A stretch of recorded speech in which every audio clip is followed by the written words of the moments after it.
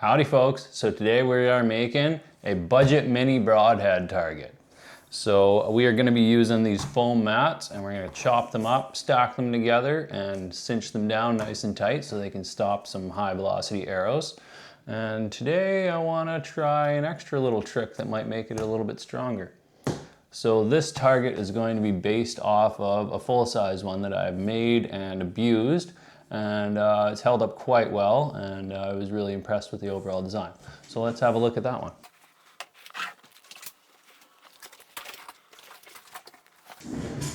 So this is my old and abused multi-layer foam target that I made. So this one is quite large, as you can tell. It is about 26 by 26. But it's a bit of a tank to pack around, and when I just want to double check my broadhead tune or something nice and quick, it's a little much to carry.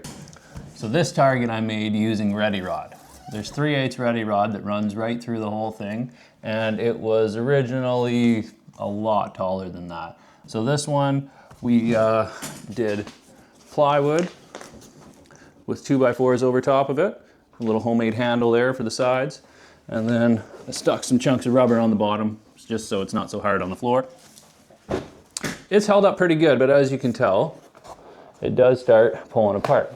And my main complaint is that the broadheads chop it up and then the field points push the pieces out of it. So if these were laminated together, like with some spray glue, I think this would have lasted a lot longer. What did it cost? So here is my invoice.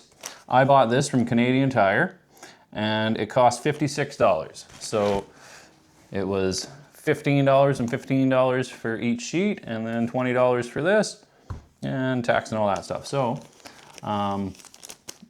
pretty cheap so far.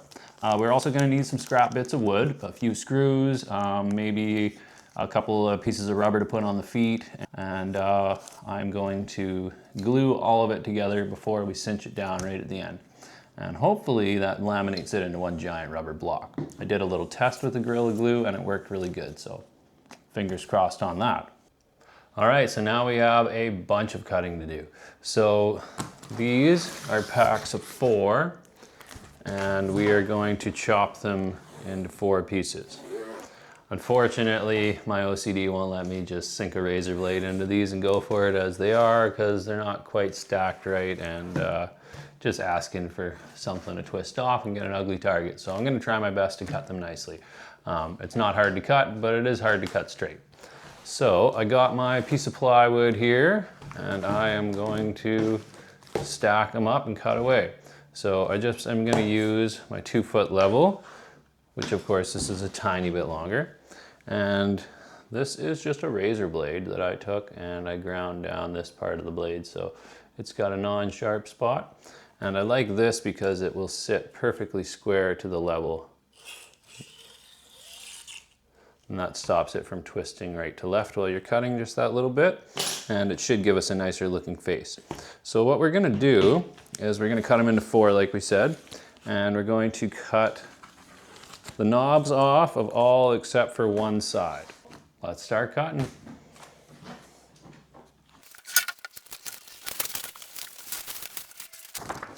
These are 4 Living brand, but I imagine that there is a ton of ones that are just as good or better available on Amazon or wherever is close and convenient for you guys. There's a bunch of really expensive gym mats that are a lot nicer material. I did consider going that route, but we're talking triple the money or 4 times the money to do it out of that material, and it may or may not just get chopped up by broadheads. But let me know if you guys have had any experience with the gym mats using that material instead.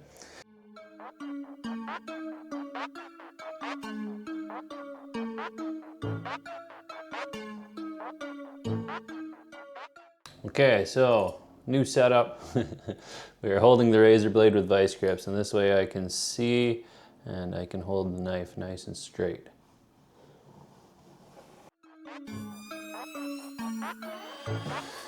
It's pretty straight. Now we cut them again.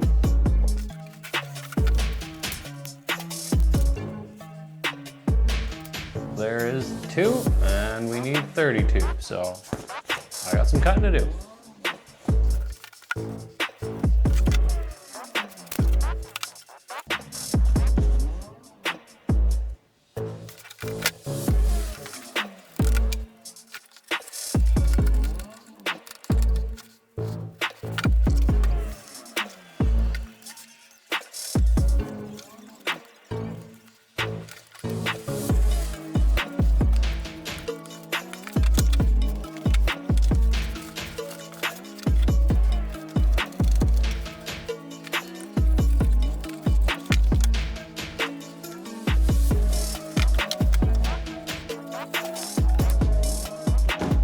Number 2.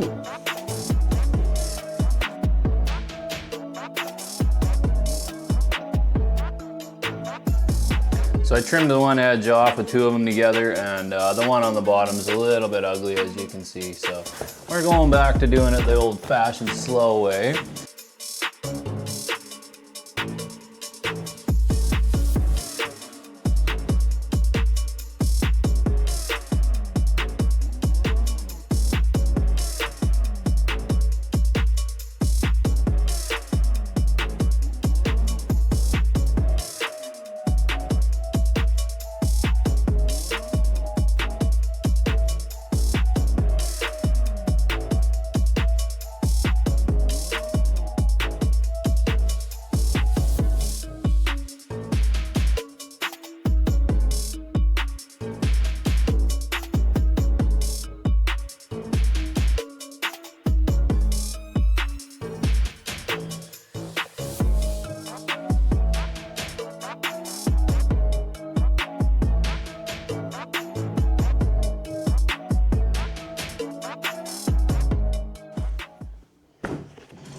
Holy cow, 32 of them ready to rock. So of course they didn't turn out perfect, but good enough for me. So we have all our pieces cut out now. One stack has a Lego edge. The other stack does not have a Lego edge. So if I were to have snapped this on to the opposing side before I cut it, that would have made the target that much wider. But I was going for a mini target, so I'm still happy with my size. But if you wanted to make yours a little bit wider, which could be kind of nice, I will admit, then that would be a good way to do it. So I've gone through and I've staggered these. So I have one here, one here, one here, one here, and now I'm gonna mix these into them. So it's gonna be one piece with the Lego edge, and then a solid one, and then a piece with the Lego edge the other way, and then a solid one, and so on and so forth.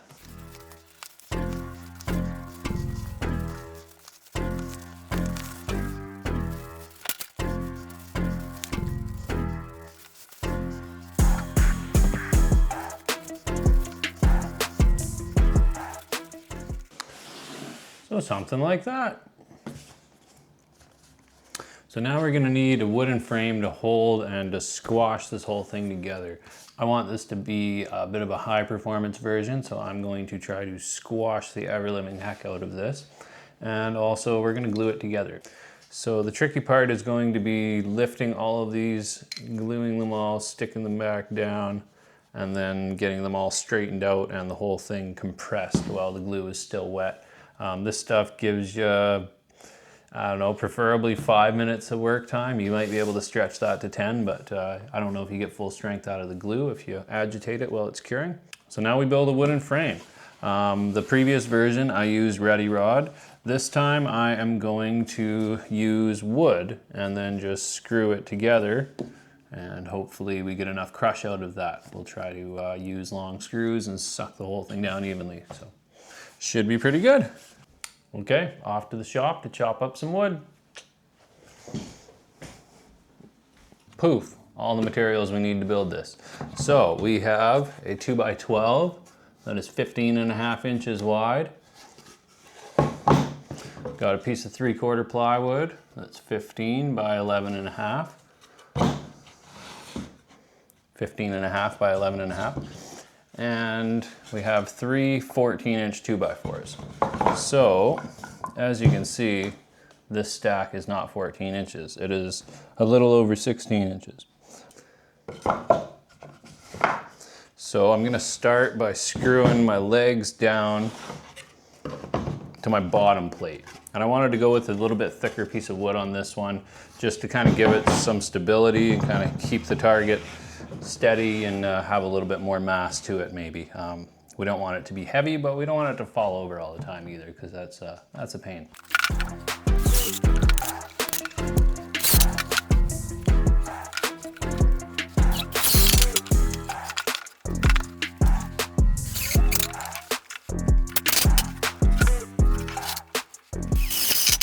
So I'm just going to start the top screws right where I want them. And for the top, I'm going to use just one number 10 heavy screw with a big washer on it so it doesn't pull through.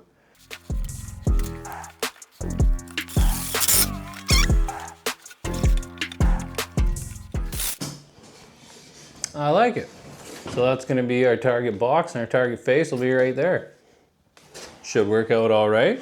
And then if you happen to have a miss, like all of us do at least once a year, you'll likely show up in the wood as opposed to a piece of ready rod, which I'd prefer. It's not going to be fun to dig a broadhead or a field point out of a direct hit on this, but it will survive and it won't destroy an arrow, and the target will probably live just fine too. So I think it's the good way to go. So the only catch is going to be trying to get everything crushed down nicely. But before I crush it, I want to hit everything with the Gorilla Spray adhesive and try to hit every layer and then stack them in here one by one. And then once I get them all in there and flat and pretty looking, preferably, as quick as possible, like this whole thing has to happen in maybe 5 minutes. Try to do that all very quickly and smoothly, and then clamp it all down so the glue gets squished between all the layers properly while it's still wet, and hopefully gets full strength holding power. So that's going to be the next step. I'm going to pop the lid back off, and yeah, it'll be glue time. This is not super duper recommended for indoors, especially the amount that I'm going to be spraying. We're talking about spraying most of a can. Don't do this in your house, guys. It's going to be bad. But hey, I'm no safety technician here. So, on to gluing.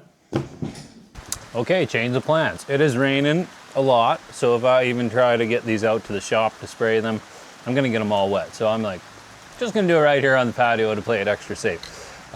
We got our top plate. It's been set already, so when we go to put it back on, we won't have to try to mess around getting it lined up nicely. We just got to get the screws back into their original holes. And now we need to spray all of these. I'd like to keep them in order because I already kind of laid them out. And chuck them all in here as fast as we can and clamp them down. Let's try it out. So there's our first victim.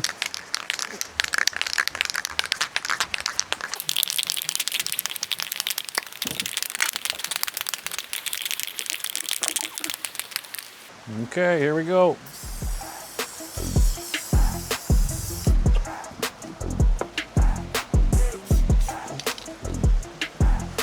Oh, no, bottom.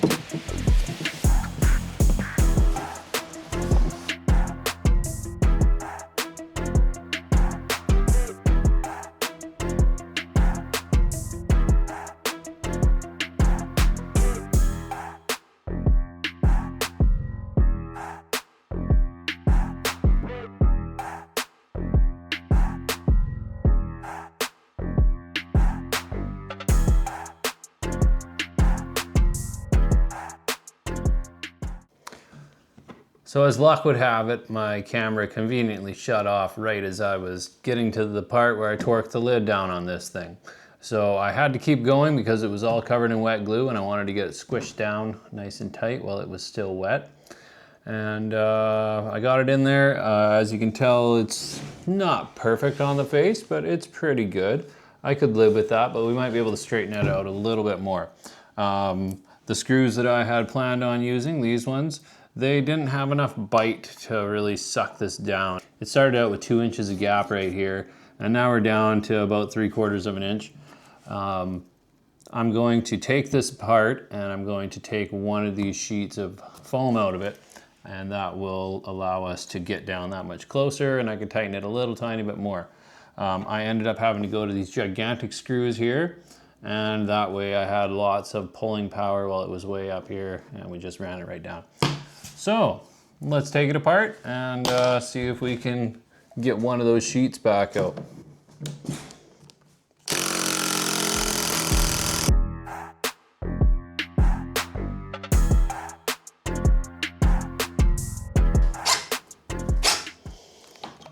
These big screws take a lot of power to put in. I don't think I would have bought these ones quite this long, but I just happened to have a bag of them hanging out, so it was a little too convenient. And they didn't seem to split the 2x4s or do any damage, so they definitely work. Okay, let's see if we can get the lid off, because I glued it on.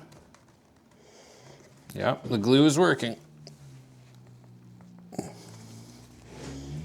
I'm gonna see if I can peel apart the layer that I want to here and just take the top sheet right off. Oh, would you look at that? The whole bottom broke free. Okay, well, let's use that then.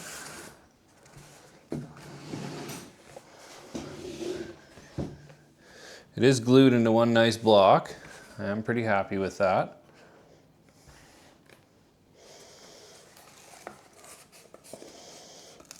And then I said I kept putting more glue on as I went. These bottom ones aren't as glued. Okay, so I'm going to re-glue a couple of pieces here and stick it back together. All right, we're back. We got it all glued up here. Let's see if we can get them sitting nicely again.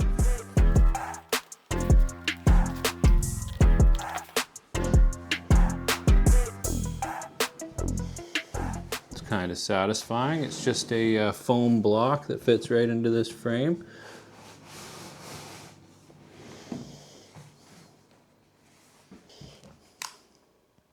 Okay, let's see if we can torque this down. So this is what it would have looked like the first time, but it was one piece higher.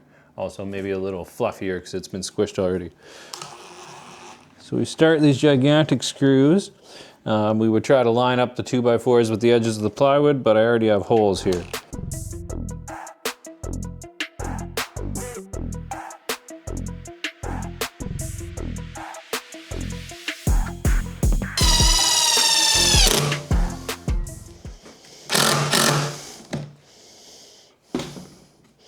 Okay, they are all started.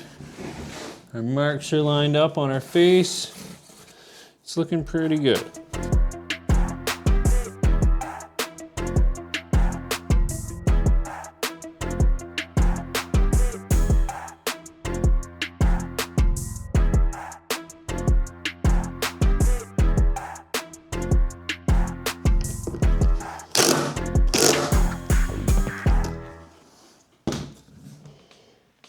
There it is.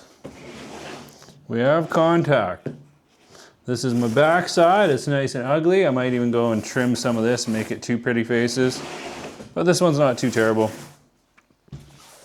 And if you really want to purdy up the place, now this one's got glue on it, but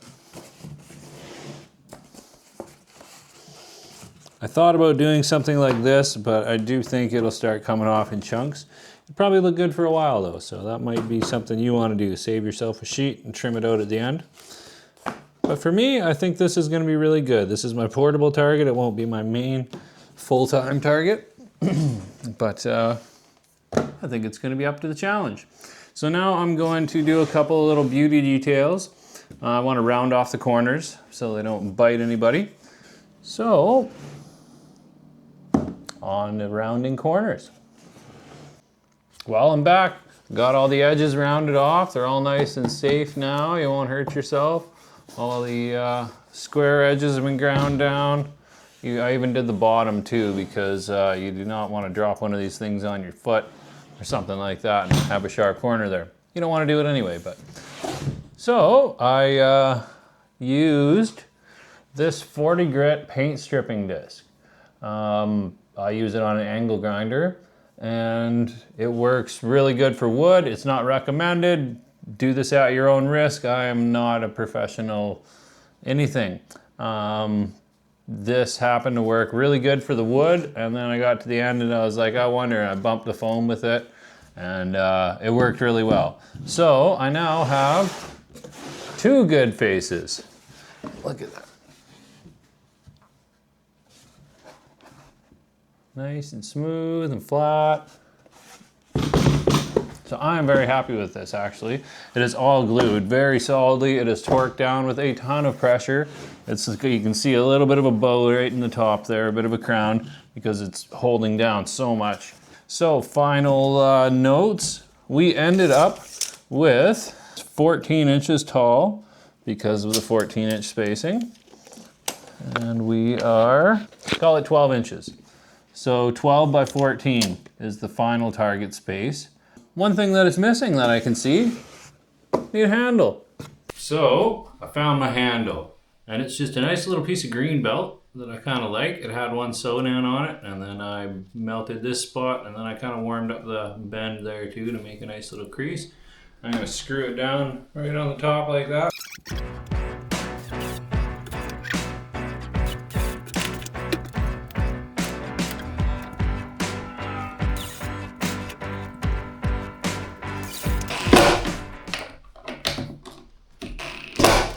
The torque is 1 ugga-dugga on these. You don't want to do 2 or 3. You'll twist up your belt. All right, does it work? Oh, it's a handle. Would you look at that? Just functional. Oakley doodly. Well, I found one other sweet little add-on. I 3D printed these little things out of some really strong, somewhat flexible material. Well, it's called flexible, but it's pretty stiff. And I'm going to screw these on as little feet.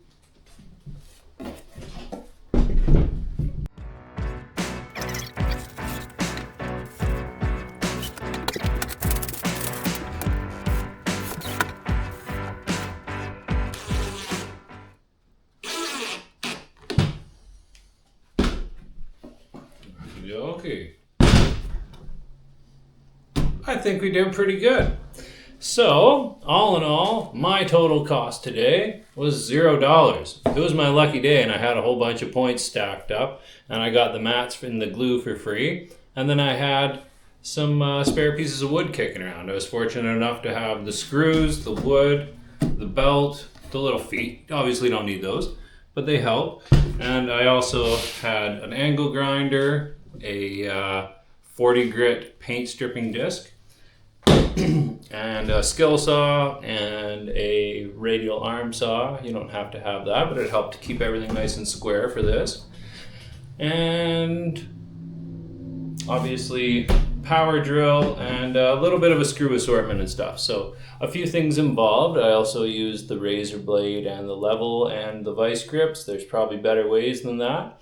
Like a normal utility knife might be strong enough on its own just to use with a bunch of blade out and run along the side of the level. There's better ways. This is just me playing around and something I wanted to do for myself, but I knew it was going to turn out pretty good and I wanted to share it with you guys. So now we just got to test this baby, and I think we're where we want to be. So today it is dark and rainy, so tomorrow we're going to the range and we're going to try this out. I missed a big obvious step. We need something to aim at. So I found this rifle target I had kicking around in the spirit of a free build, and I'm going to packaging tape it on there because if I don't thoroughly attach it, it loves to rip it off when I pull the arrows out.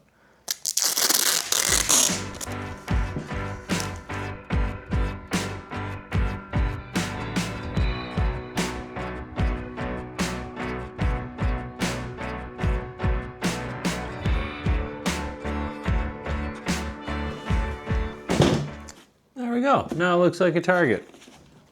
And for the other side of the target, I found these little splatter targets. These things, they don't look like a whole hell of a lot. You can kind of see them aim at them, but the idea of these is when you shoot them, they turn yellow. So I'm going to scratch these and stick them on.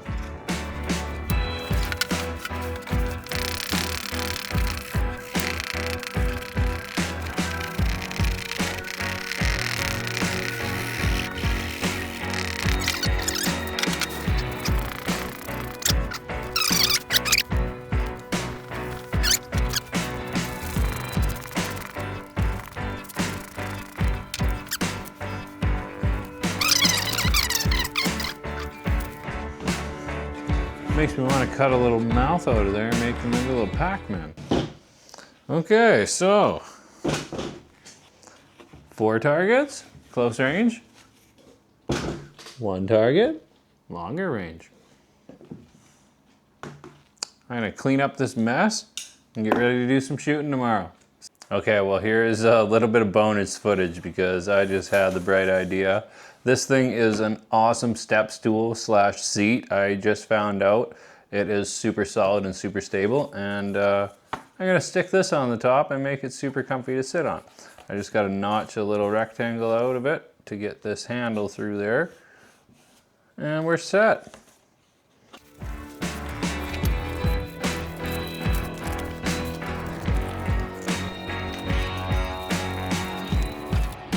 We're gonna go with screws instead of glue on this one.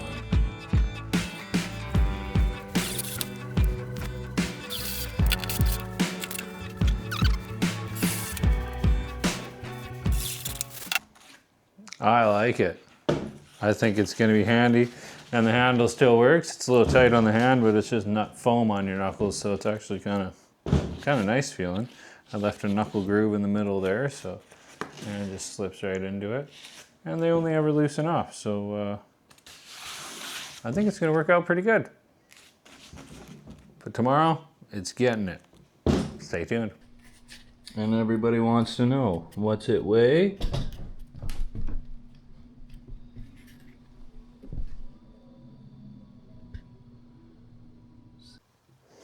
Well, it's tomorrow, and we're at the local range. Got the target, got the Matthews. Let's put them together and see what happens. So I'm gonna start off with 20 yards, nice and close, and I'm gonna get the camera on a little bit of a side view, something like that, and see if we can get a nice slow-mo arrow going into the target. Let's try it out.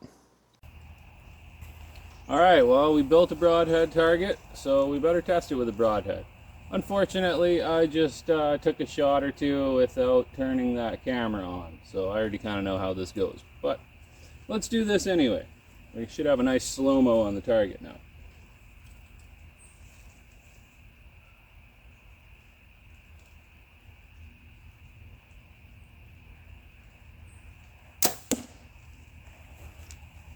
That sounds good.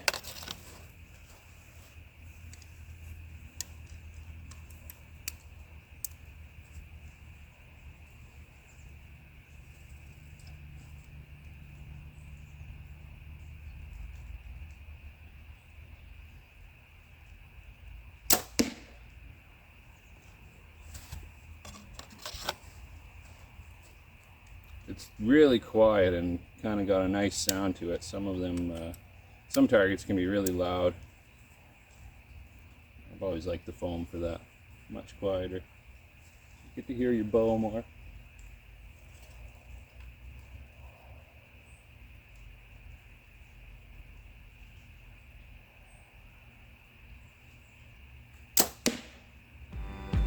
All right, let's check it out.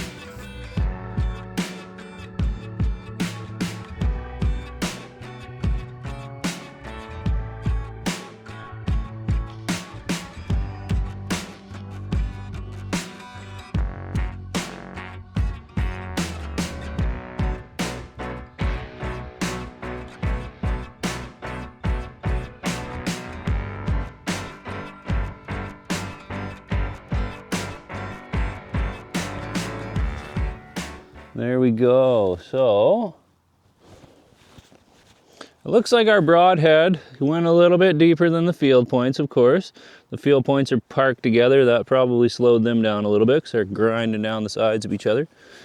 And I am pretty happy with that. So we stopped the arrows nicely. Well, there's one other part of this equation that we want to know. How do they pull out? Let's go for the broadhead first here. And yeah, it's a pretty firm pull out, like we kind of expected with the glue. Oh, got a little tiny piece. But no chunks came flying out the backside, and it doesn't look like anything shifted at all. With the other style, it kind of likes to shove these plates around out the back, and everything is held nice and tight. It's all nice and flat. So I think it's going to work pretty good. So I wondered what a lighter poundage bow would do to this target. I think it's going to be a lot easier to stop. So this is a Bear Royale. It is a youth bow. It's set for 25.5 inches and 40 pounds. I don't shoot it particularly well, but I'm going to see if I can hit this target at 20 yards over here and see what they do. I'm betting they won't come out the backside. If you're not getting the pass-throughs and the chunks and the holes coming right out the back, then it kind of just packs the rubber into place as it's chopped up, and it'd probably go for much, much longer. So let's see if I can hit this thing.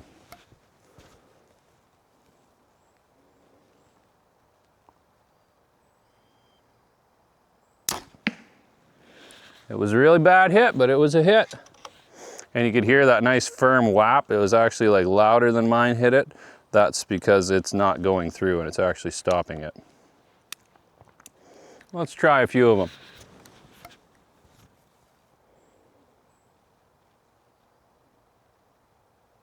them. Apparently I'm shooting way to the right. I aimed high for the first one because my practice shots came up quite low.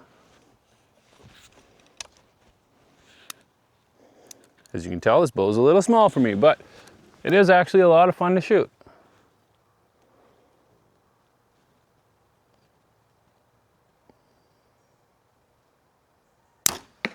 All right, I held high and left on that one and we got close. So let's see what that looked like.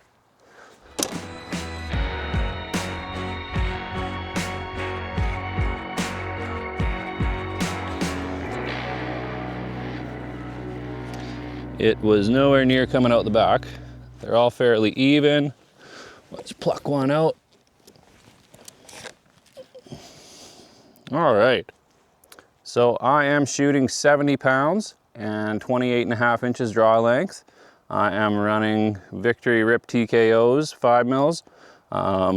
They are made for penetration and high kinetic energy, so they're extra hard to stop. So I'm very happy with how this target turned out. I would try to get as much squish as you can out of the foam if you're running high poundage like this. The more stopping power you can get, the better off you'll be. So, and the longer it'll last. But the glue seems like it did the trick really well. I think it looks great overall. And also, it's a pretty wicked stool. Let's see if we can get the stool in there. Now that's classy, that's classy. So I hope you enjoyed the build. It was my super duper cheap build. If you didn't have the lumber and you had to buy a few pieces, it would be a bit more, but it's still gonna come in way cheaper than, say, a manufactured broadhead target. So if you like to do it yourself and you like to be cheap, because we all chew up targets when we practice lots, especially with these things, then maybe try it out. If you liked the video, drop a like. If you got anything to add, drop a comment. Let me know how I did and what you would change. There's a bunch of variations of this target. This was kind of my own idea. I hadn't seen anybody do it with the wood. There's some that's been done with ratchet straps, and the ready rod had been done before as well. So I think we got adequate squishing power out of it and everything worked out really good. Thanks so much for watching, and I hope you enjoyed the video. Make sure to come back soon and see what else we get into. Take care.